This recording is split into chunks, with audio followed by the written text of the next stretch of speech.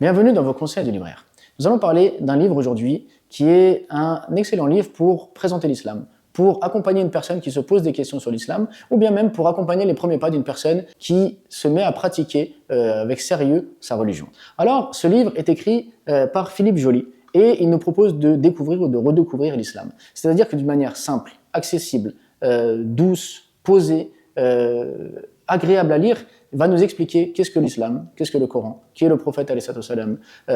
qu'est-ce que les 6 piliers donc de la foi, qu'est-ce que la spiritualité,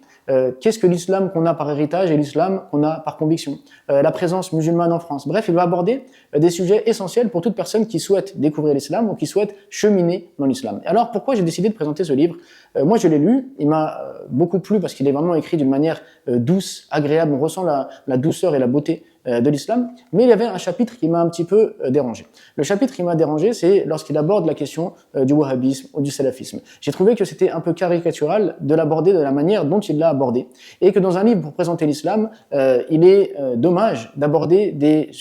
questions, on va dire, des sujets qui soient polémiques. Alors, il pourrait y avoir beaucoup de choses à dire sur le salafisme et sur le wahhabisme, autant des choses qui sont positives que des choses qui sont négatives, mais je pense que ce n'était pas le lieu pour le faire. Néanmoins, tout le reste du livre est tellement bien écrit que de nombreux lecteurs et lectrices m'ont fait un retour en disant, après avoir lu ce livre, j'ai une autre vision de l'islam. J'ai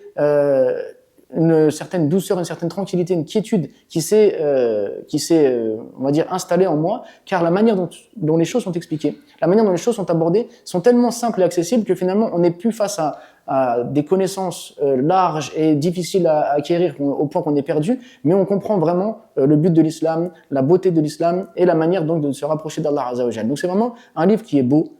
qui présente l'islam avec beauté, avec simplicité, et qui devrait, je pense, être lu afin justement de ramener les gens à l'essentiel, à savoir la bonne compréhension de la religion, mais surtout la spiritualité qui doit accompagner notre pratique quotidienne.